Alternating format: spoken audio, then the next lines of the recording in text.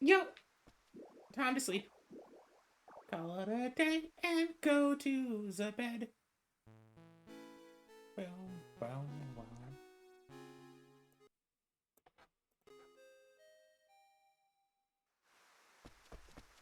It's still raining. At least find just a little bit.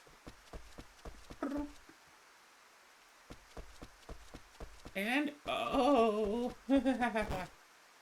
you know what today's all about? It's harvest time. Okay, so mining's all the pharmacy is probably good enough. So farming, no, logging, logging levels, logging level 31. Where's my axe?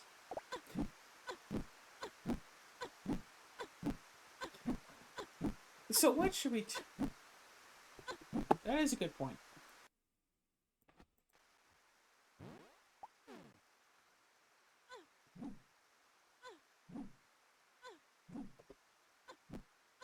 Hi. So what should we talk about today then? So I've been playing this new game, Tevi, for a while. uh, it's been fun, okay? And unfortunately, due to my upload schedule, I can't actually start uploading episodes of it for about a week and a half, because this weekend has to be the new Danganronpa. That's, you know, assuming Azar and I do go into the next Danganronpa, which we should be doing, and probably at some point this week. Who knows, maybe tonight, probably not tonight. Binge Danganronpa a whole bunch. And then there's the whole, going in, and I still have to find videos for Thursday and Friday for this week. And I figure Magic Craft for one of them for sure. Don't know about the other one. What, more Noita? No. Maybe just two Magic Craft videos back to back. I know I don't tend to have two of the same video back to back, but it's like, what else do I got? Although I could have Tevi be a semi-daily series, but I don't want to cut out Rune Factory. And I just had a really stupid idea for something to do for Baldur's Gate 3, which, I mean, I already did something really stupid in the last episode, which I found funny, and that's why I'm doing it. But if I can upgrade the stupidity for next time, I want to do that and just see how ridiculous I can make it go. Because I have an idea. And if I can make it work for tomorrow, I'm going to do it. If I can't make it work, then I won't. But if I can't make it work, then I'll tell you in the episode what I was trying to do. And if you watch the last episode of it, you'll be able to... you can see what I was trying to do. So I'm really hoping that I can make it happen, because that would definitely make the game funny. And, you know, that's part of the reason for doing things, right? Is the humor factor of it all.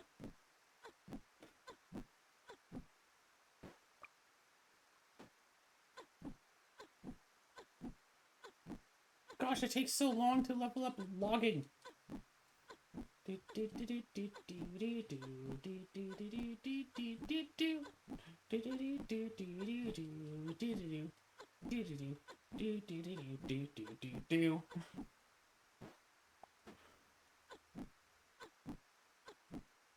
Guardian Fall. Probably take until like winter for those clovers to actually fully grow.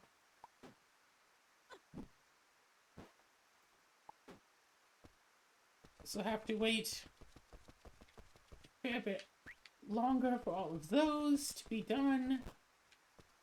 Sigh. That's the real end result, though. But yeah. Recording 3 videos a day, each day. Whatever winds up going on, you know? As long as I got that, the recording part is good.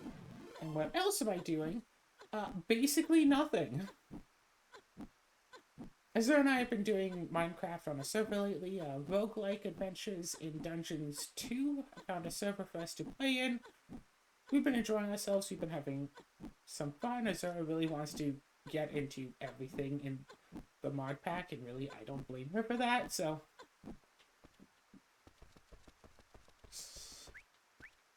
We got access to the mining dimension, a long time before we were actually supposed to be getting into there, as it turns out. And because it's a server, so people help out other players all the time. Just yesterday, after finishing the whole Twilight Forest, we decided that we would, yeah, there was someone having trouble with one of the bosses, so we came in and helped them. Because it turns out that wasn't just an ordinary version of the boss, because in the mod pack, some enemies can be, like, enhanced or elite. Enhanced enemy would have, like, one specialty thing for them, and, like, what, twice the health that it's... I mean, the mobs themselves already have, what, 5 to 10 times the health? Like, at least 10 times the health that they're supposed to have. 5 to 10 times the health. So, average zombie has, like, 100 and some health, instead of, like, 20. But you face an elite zombie, not only does it, I don't know, set you on fire when it attacks, or summon, what's it called? Silverfish, or, you know, whatever. Or bleed you, give you a bleeding stars condition when it hits. But also, it has, like, 200 health, or 300. Or you might find, like, an elite version of it that has, like, 2 specialties and even more health, and this was a boss that was a legendary, so it had, like, 4 specialties. And, like, I think the boss had something like 4,000 health. It's normally supposed to have a fair bit less than that. Also, because of the boss being what it is, it also, also has 3 phases, so you have to remove its whole health bar, like, 3 times. So the player involved just kept, like, teleporting back in and dying in one shot. Azura had to go in and fight the boss together. Azura died a few times, like, that's how tough this thing was. I was fine. Oh yeah, but, so, after that I decided, hey, you know, it'd be really funny? Go to the mining dimension and just empty it out. Because the server has set the world borders to, I think it's 10,240 in each direction. Well, north, south, east, west. 10,240 blocks. So, you know, it's only roughly 20,000 by 20,000. That's not too much, right? That's like, what, 4 million? By about 250-ish tall.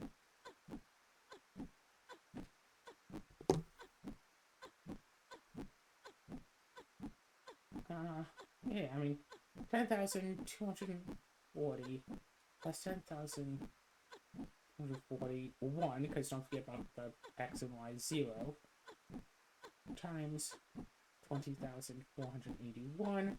So that's about almost 420 million, 419,471,361 for the entire square.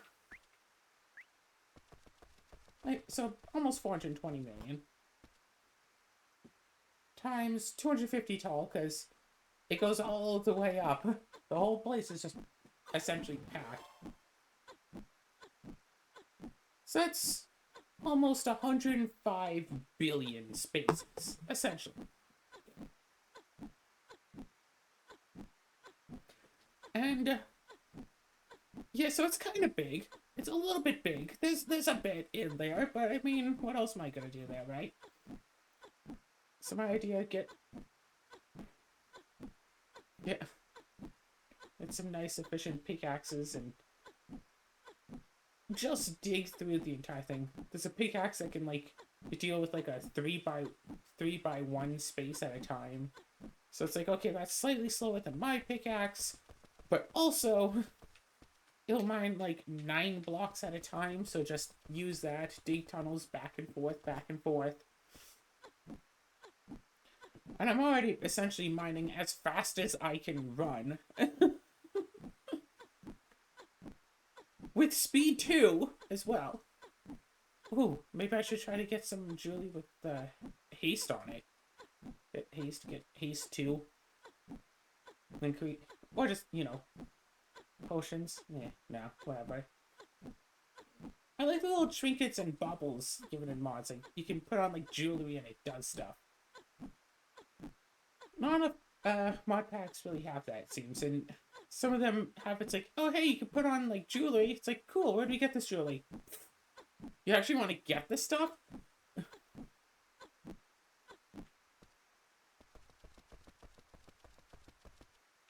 Or was it? I think it was Stone Block 2.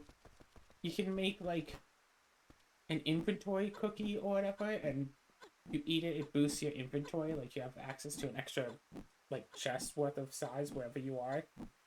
And a thing that can turn your little 2x2 crafting grid into, like, a 3x3 crafting table in your inventory, so you don't actually need proper crafting tables anymore. I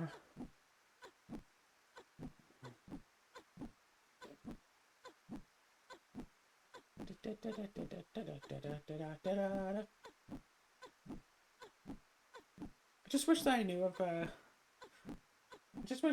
a way to break bedrock with this mod pack, just so I could also just expose the entire mining dimension to the outside world. Just break the ceiling.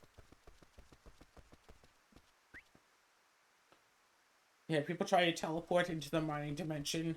It's just a giant, like, pit. It's like, this isn't what I had in mind when I came to the mining dimension. I don't know. You know, not just giant pit. It's like a giant... Yeah, put, like, slabs all over the place so hostile mobs can't spawn. Maybe put in a few farms. So it's like, hey, you want to fight some raiders? Because those are the only things that flippin' spawn down here. There's some raiders over here. Just farms every, you know, couple thousand blocks. It's like, oh, you want to get some, what, you want lapis, you want redstone, you want iron? Like, what do you want? Here's bags and bags and bags full of the stuff. Yeah, take as much as you want. It's fine. It's like, yeah, take whatever supplies you want from storage. Just please don't actually destroy the thing. Okay, thanks. Come meet me. Oh, come. Hey, let's meet up. Meet me in the mining dimension. Oh, where are you in the mining dimension? I'll find you. Because you can get, like, because of course Minecraft has the Elytra. This mod pack has spell books, so you can add, like, glyphs and stuff to it, and one of them is a glyph that effectively gives you Elytra flight for an amount of time based on how much you amplify it. So I cast the spell, and I can basically act as though I have an Elytra for 20 minutes. So I don't actually have to have an Elytra in my armor slot or in my bubble slot.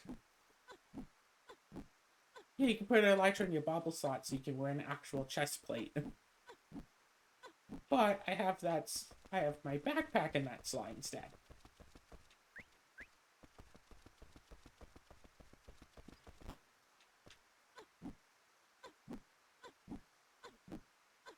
And it used to be the case where the baubles would give you like a random little buff, so it could give like plus 2% attack speed, plus 3% attack damage, plus 2% movement speed. And it's like, okay, that's like whatever, no big deal.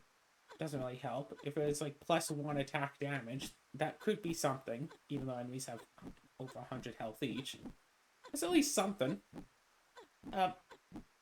But two of the potential upgrades that trinkets and baubles are different things, but the baubles could give are extra armor and extra health.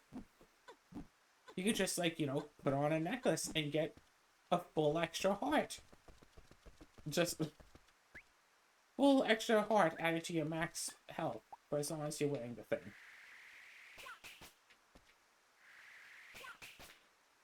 And so, of course, what I did was I made sure that every single bubble I had, and this was determined when you first put on the item. You can't, for the regular bubbles, you can't change it once it's selected.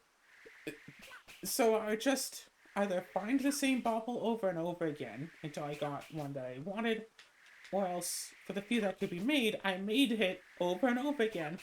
Make the thing, put it on, it's not what I want, take it back off, make a new one, until I essentially had every single one of my baubles giving me bonus armor.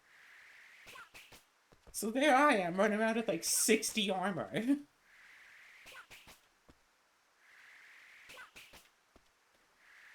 And I started focusing on, okay, like extra health. So there I am, like, was it 60 armor or was it 40 armor? It's 60 something, 40 something else. But I think it was 60 armor and like 40 health, whatever. So it's like, yeah, I do pretty well. And then an update came and changed that. So bubbles don't actually give their special bonuses anymore, period. And it's like, well, that sucks. I liked those little bonuses. Those were really nice and useful.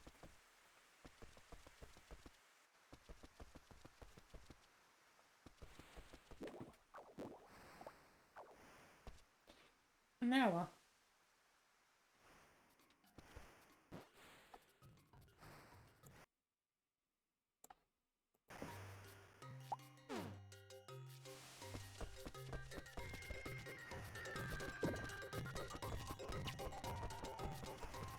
imagine if I hit like A on one of these and I just pick it up because it turns out that's the common growth stage.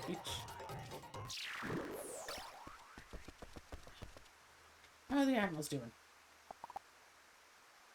7,000 feed, and it's time to harvest.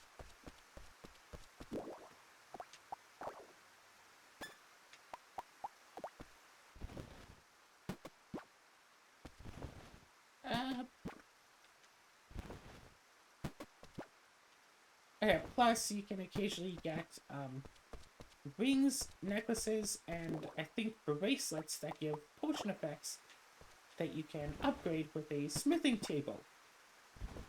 So it gives like one potion effect permanently as long as it's on, and you can upgrade it and it'll give like a second one. Was it upgraded with the block of diamond and it'll give a second effect, and then you can upgrade it with a netherite and it will give like a third effect, and you upgrade it with the block of netherite and then it will give like a special armor effect in addition to the armor effect that it's supposed to give, which it doesn't actually give, but it will give some other permanent effect in addition to 3 permanent potion effects. It's like, okay, cool. Get like every effect that I want maximized. Yeah, resistance, regeneration. I still don't have haste, I need haste. All of that stuff.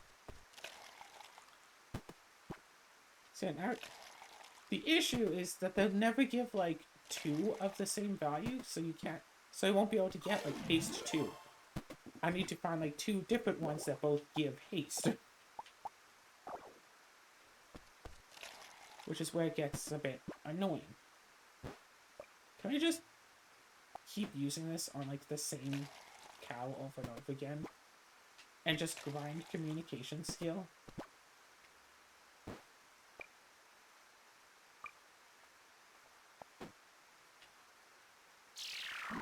Oh, wrong button.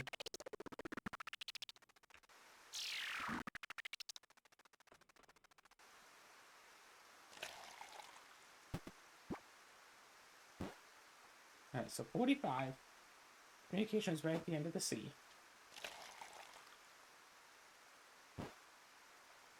44. Yeah, no, I could just grind my communication skill up if I wish to.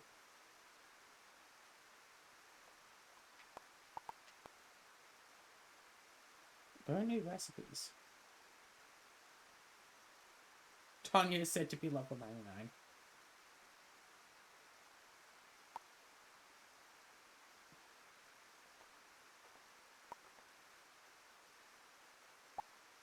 This is RP consumption.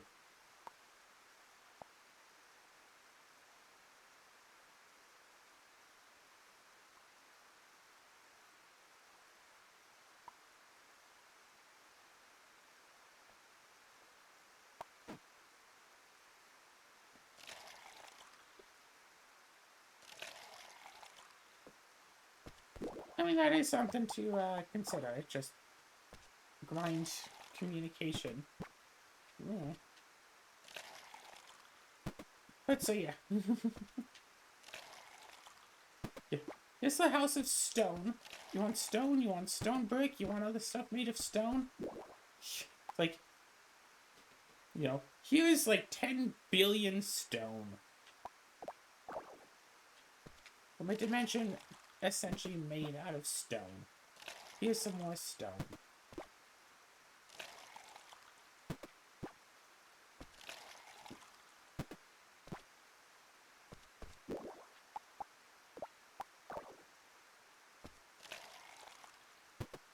It would be nice to at least flatten the floor, the bedrock floor, because mobs won't spawn on bedrock.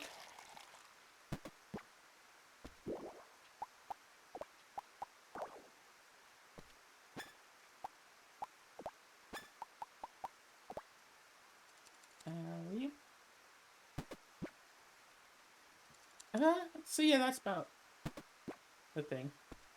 You like with this mod pack, in order to use certain tools, you need to have like your character level be, what is it? Your skill levels to be high enough to use the tools. So like a player just starting out, even if someone gives them a diamond pickaxe, they can't just use it. They have to have enough experience using tools first. So like, okay, well, so the players have to start off with a wooden pickaxe, use that for a few hours, then they can go into like a stone pickaxe, etc., etc. So the brand new tool I just made, what I didn't realize was that I need gathering level 80 for it. And I have gathering level 79.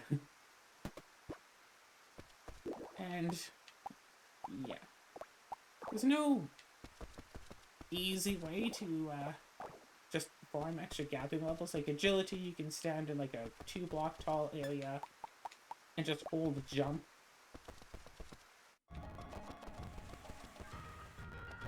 Like you can just AFK agility, as long as you have like a backpack that can feed you, or else just have like a beacon of regeneration.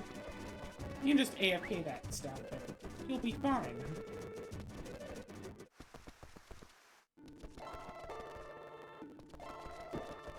Yeah, like the skills in Rune Factory, yeah.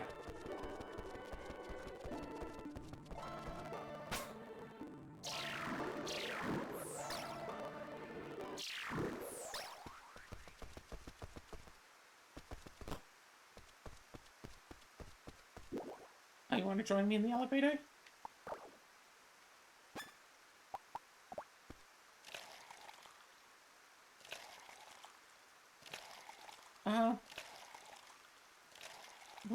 Right. So I need to just keep using my own pickaxe until my gathering level's up again, then I can start using the new thing and blah blah blah blah blah. Everything will be fine eventually. Alright, I finally got Azura to play Spirit Island again. And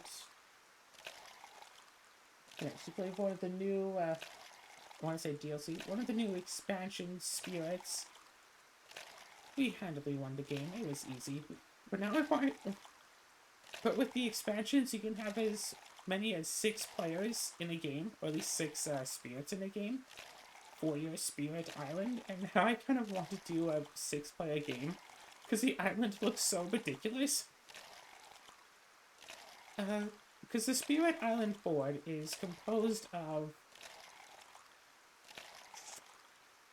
I want to say, parallelogram. You know, like a rectangle that's been a little smushed, specifically. Is that a rhombus? I think it's a rhombus. Trapezoid? I think trapezoid is like, it goes in on both sides. So I think rhombus is the term. Or, you know, rectangle that's been a little bit, like, pushed to the side. One of the shorter ends is, like, ocean.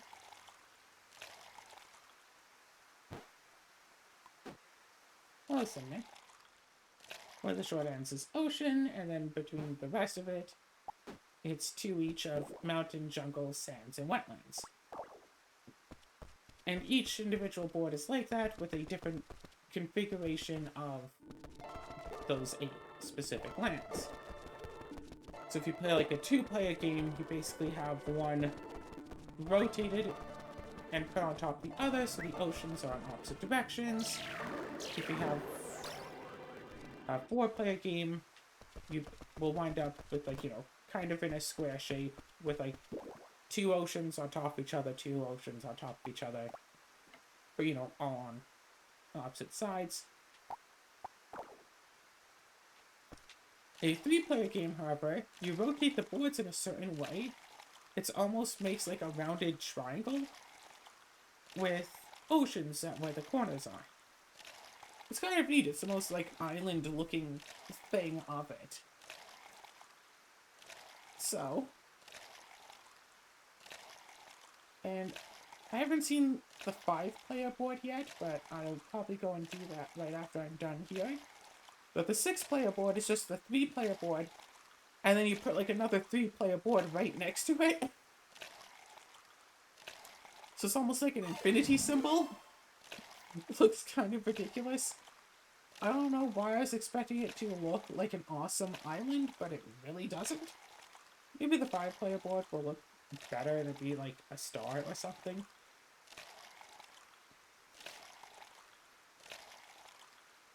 But I do want to try to have a 6-player game of Spirit Islands, just because I think that could be cool. Very complicated. But I think that would be neat. 6-player game, difficulty, like, what? Maximum difficulty, Spirit Island. Whoosh.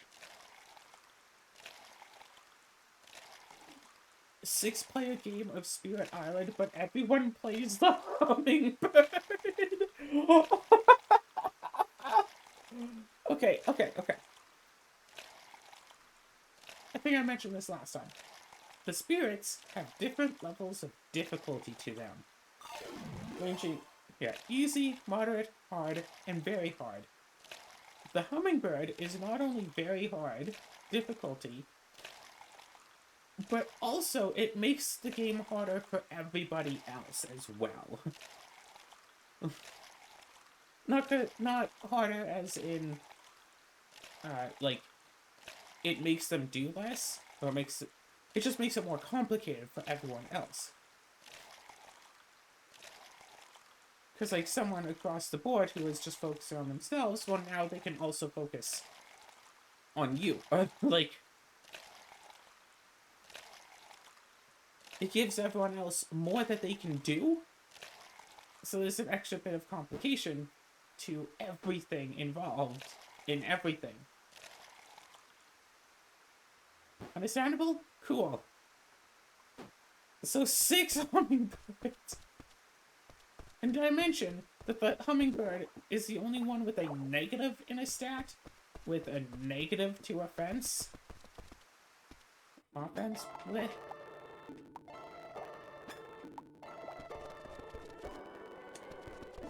Cause, yeah, if it hurts any unit, or makes a unit take damage by moving it, you have to lose one of your presence and an energy, and this character is in dire need of extra energy for the entire game.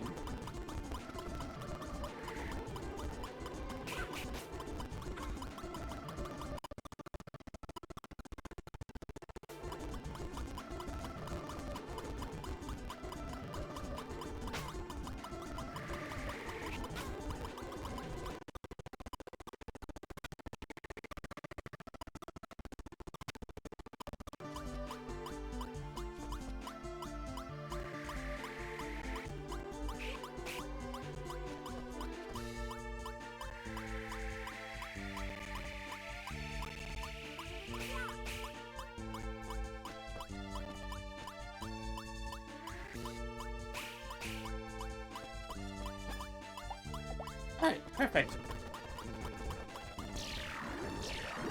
There's nothing there. All done. All good. All done. Still have the time to go and talk to everyone in town. Hey there!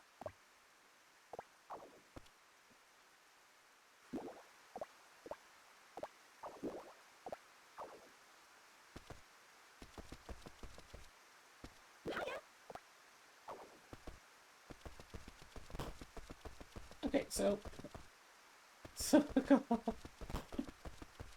Hiya!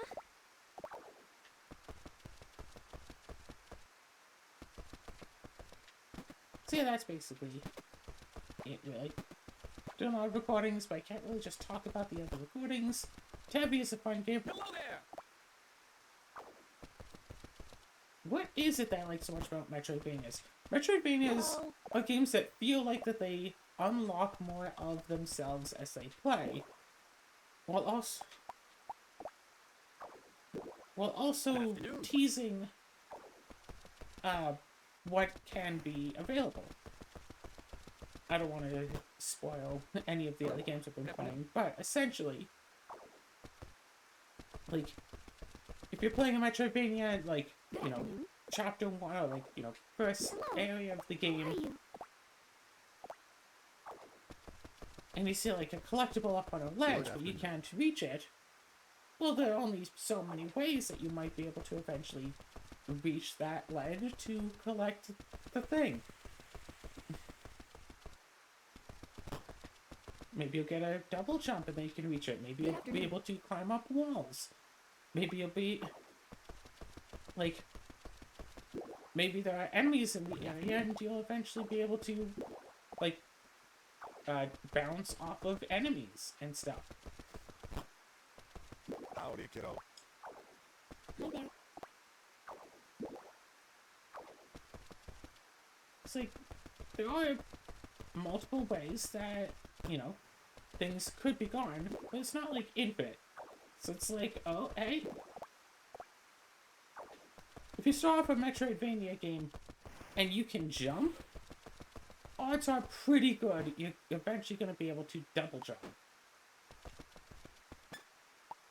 That's just how it is in these games. You can usually try to guess what's going to happen. So there is a predictable nature in the game, a predictable element, if you will. But it's not like you know what's going to happen already. You can get ideas. Played one Metroidvania where I was sure I was going to get a double jump, but no, instead I got a wall climb ability, and that's how you get those items. And it's like, oh, well then. And also that's part of why I was so disappointed in the Ruby Metroidvania game, because I was hoping to get, you know, there are all sorts of abilities I was hoping to get. I'm looking forward to what I could get, and it's like, oh yeah, no, each character got like one upgrade. And it's like, oh heck, I'll spoil that game for sure. Wait, what did Ruby even get? I don't even remember what Ruby's upgrade was. I think Ruby had a dash. I think I used her most of the time for travel. She had a dash. What's my money? 39 grand. Maybe I should make some potions.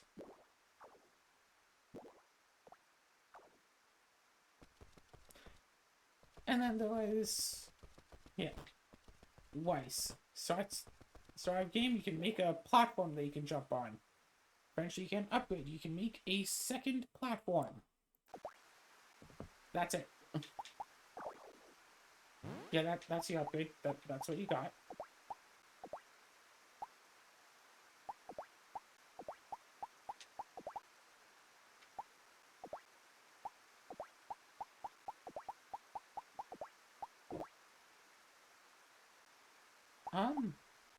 Does it use those? I thought it was just blue and purple grass. Do I have my recipe somewhere?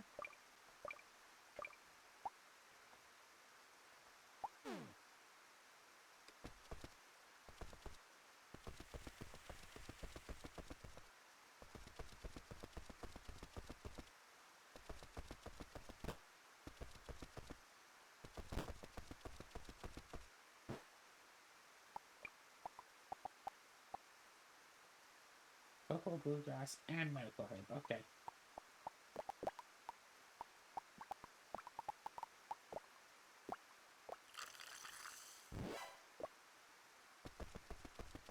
I'm also just going to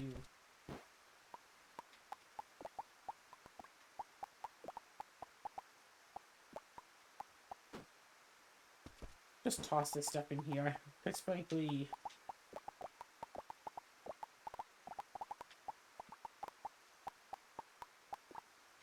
I can turn these into the proper things later.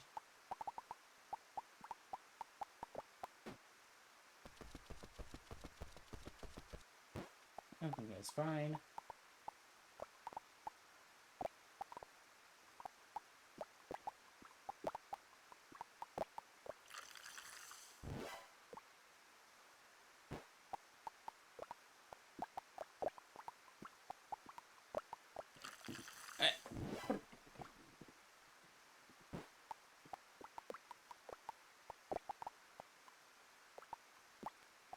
Yeah, Metroidvanias are a game that follow essentially the same pattern every time, but there is freedom to work within the bounds of it. Like Crystal Project is a Metroidvania game. It doesn't act the exact same as every other Metroidvania. It does its own things, but it is a Metroidvania game. I played an episode of Control like forever ago, and I mean I enjoyed it. And that's apparently like a 3D Metroidvania. People have told me, oh, you can't have 3D Metroidvania. It's like, no, it's indeed possible. It's like, oh, well, Metroid and Castlevania weren't in 3D, so you can't have 3D Metroidvanias. It's like, I guess companies other than Nintendo can't make Metroidvanias then, because, well, I don't know about Castlevania, but Metroid at least, right?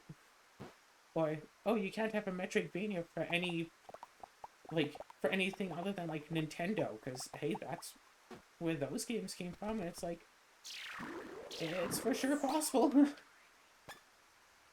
Have them with something else. Even if it's not the default, it's still possible.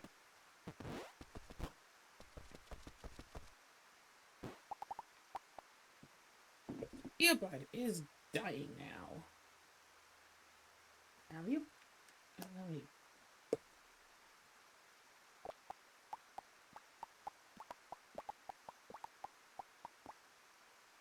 I'll say do 2 more batches.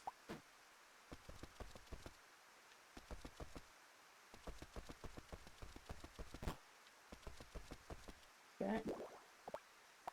There's a chance I'll boost up to level 57.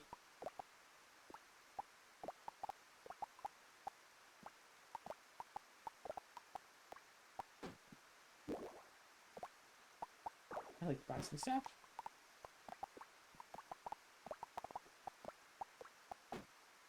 Thank you. I'm just going to run around with my watering can, so it's less threatening. Thank you.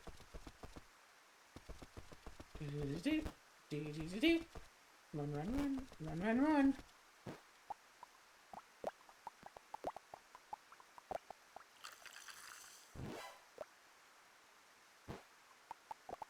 Wait. Playing through games the normal and its expected way, I just get bored of after not very long. Unless the game is really exciting, I get bored of playing games the normal and expected way.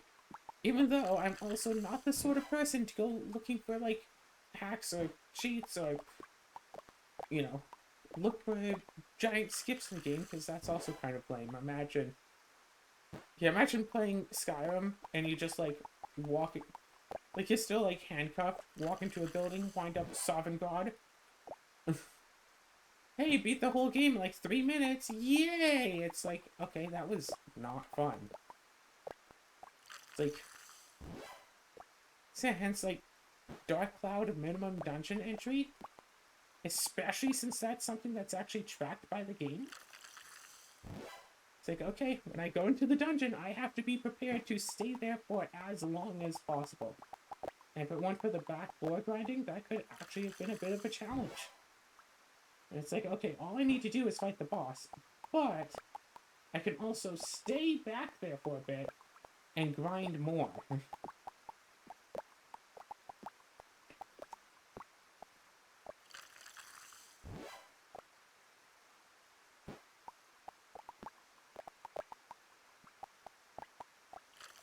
So yeah, now I'm low-key tempted, although I don't think I potentially should do this, to see if I could somehow clip from... Actually, I don't think you could clip in from Chapter 1, that's right. It would have to be Chapter 2, clip in Chapter 2 in Dark Cloud 2, into, like, the Chapter 9, into the Zelmite Mine, which... and then see if you could somehow beat the mine in one go with like nothing. Essentially, you'd have to hope that you can find a weapon on the first floor. Like, that would be the crux of the matter. If you can find a usable weapon on the first floor, you might actually succeed. Otherwise, you're dead. Because your weapons will deal 0 damage. Dark Cloud 2 isn't so much a game where you upgrade the characters themselves, except it somewhat is.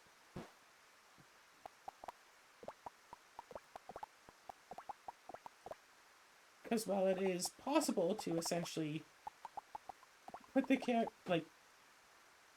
just, give late game characters starting game weapons and stuff, you do get to upgrade their health and defense over the course of the game.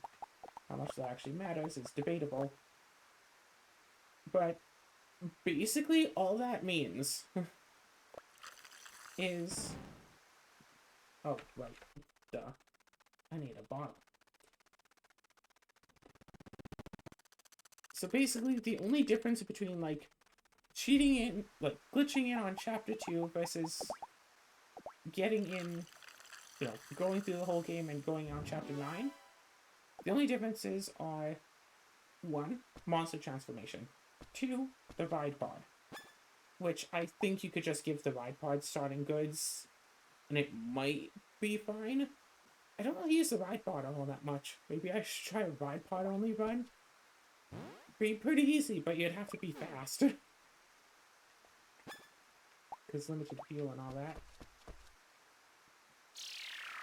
Yeah, the monster transformation, which do get XP and level up, just don't use any monster transformations, because at the start of Chapter 2 you wouldn't have any anyway. Easy. Ride pod. Potentially you could just give the ride pods just starting gear, and it would be all the same, so easy. And it's just a matter of what? What is the last thing keeping this from working? Right. And then it's, of course, the health and defense boost that you can give to the characters while playing. Okay, we'll just have a soft rule in it where if your character gets hit, you have to reset. Period. They get hit, you reset. Done. Because it's not like your attack goes up. And, of course, I don't know for certain if you couldn't, like, afford to get hit with, starting level health, starting level defense. Because I think some of those enemies actually specifically deal percentage-based damage instead of specific amounts of damage in that final dungeon. I'm pretty sure they actually do percentage-based, because first time I played through it, I used a game shot, I used a code to give my characters 999 health, and there are enemies literally dealing 500 damage to me in one hit.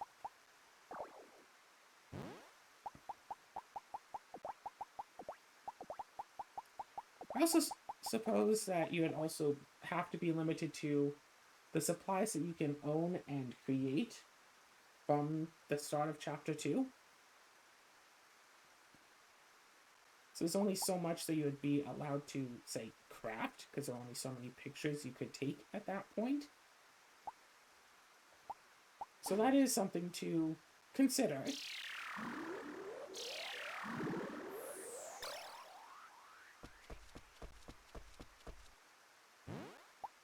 So there is that.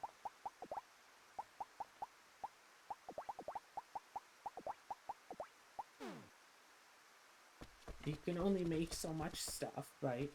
And you can only own so much stuff. But it's like, okay, throwing goods, I guess, that's a thing. I don't think you could necessarily have an infinite supply of poison apples by that point. Not necessarily. So it's like, okay, fine. You know, don't use the poison apples. Sure. So it really is just a case of you have to kill everything. You have to find a usable weapon and then use it, never get hit, to make it through. Which I guess could be a challenge run worth trying. Seems a bit dull. Because how many resets are you going to have to take to, you know, happen to get a usable item right away?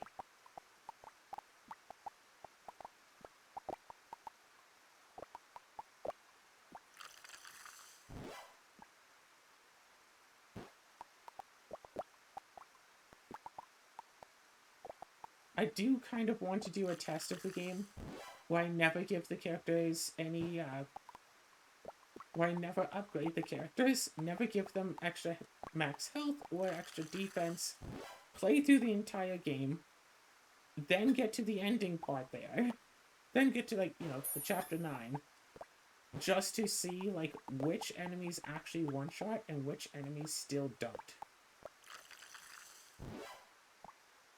But all of that would be like, oh, okay, so you can take one hit from this enemy still, and then the next hit will kill you. Like, that's it. All it's leading to is which enemies you could take 2 hits from instead of just one.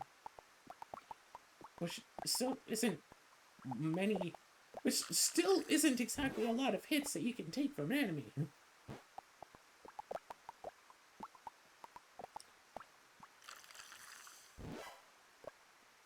So, could this be possible? I would say, in theory, this is possible. Because you can still have... It's not like playing through the game you get extra, like... an increased amount of repair powders that you can carry. And since the combat isn't turn-based, and it's, you know, real-time based... Oh yeah, also your traveling companions. You'd basically if you're doing it right from the start of Chapter 2, you couldn't have anyone as a companion. Because you can't unlock them until at least partway into Chapter 2. So you'd have to play through without anyone there with you.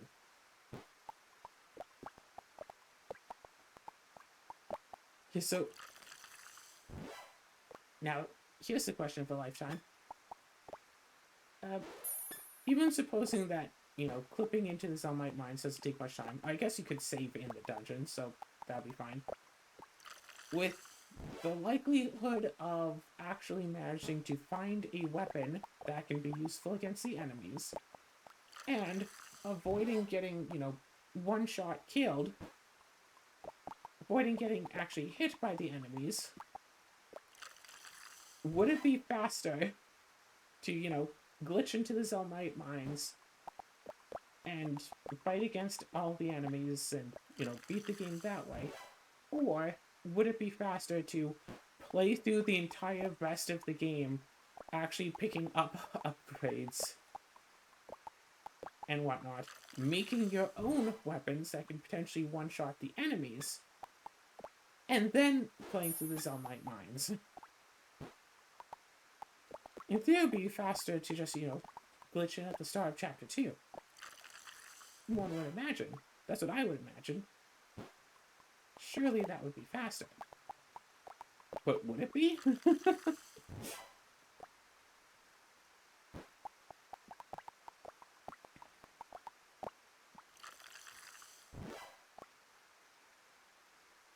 Yeah, Dark Cloud 2, for how much I enjoy the game, I really don't think I want to ever actually speedrun it. Because I think speedrunning it would take away all of the charm of the game. There's so much of the game that I like, and it's just like, yeah, let's, spend some time and update the... Oh my gosh, wait. Dark Cloud 2 100% playthrough. Upgrade the fishing rod and the lure rod all the way up. Get, infinite monies. Get every picture. Make every object. Get all final form weapons maximized. Get every medal. Buy everything from Mayor Need except necessarily the name changer. Or get the name changer, change the names of the final weapons, not to turn them into other things, but just to finish customizing them more. It's like, just to do all of that casually, how heckin' long would that all take? And at least to the point of wanting to upgrade the fishing rod all the way up. Again, would it be faster to, say, find some fish with a high amount of fishing points and just catch that a few times and try to farm using that? Or would it be faster to, during the time when you first get the fishing rod, the hobbit, the gnome, the dwarf, whatever, will give you an infinite amount of bait. If you run out, you can ask for 5 more. Which also works as an infinite money exploit because you can leave, sell the bait to someone, come back, ask for more. But with how little that the bait sells for, and considering infinite money is available not too much later in the game, a lot faster, it's not necessarily worth it unless you, just need a little bit of extra money for something.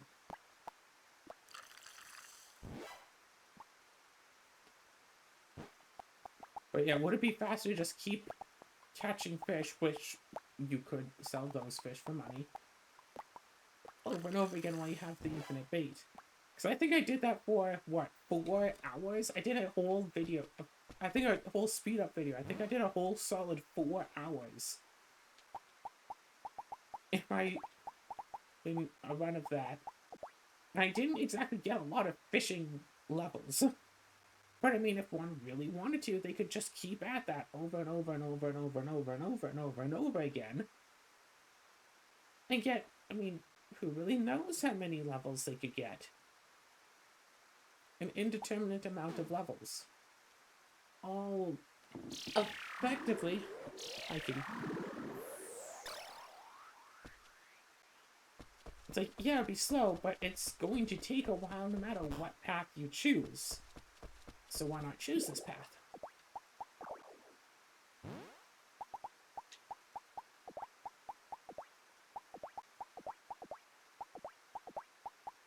Yeah, I'll pay $270 for these. Hey, you want to buy these for $1,800?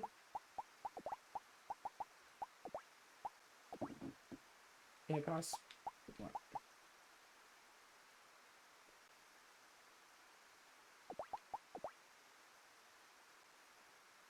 $540, 7, so about $810. So I'm making $990 profit off of strictly buying the stuff for the round off.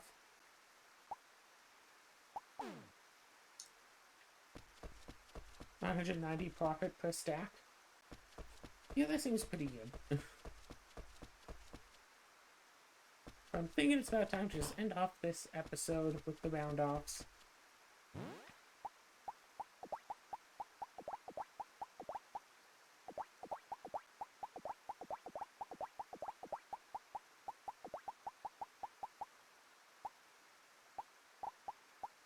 And I used a bit of the grasses, and everything is fine, and you just use the axe a little bit more.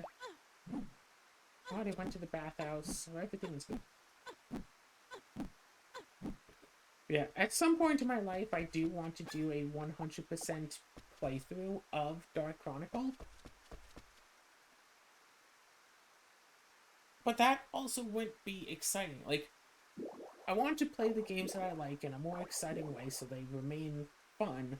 But I also want to play new games, but I get bored of the new games, either due to stuff like difficulty, Little Witch Nobita, very difficult. And it's like, okay, well, you can make it boss fights easier by grinding for several hours, which is boring. So it's like, okay, what do I do then? I can't fight the bosses and I don't want to grind. I guess I'll stop playing. That's the issue with some games.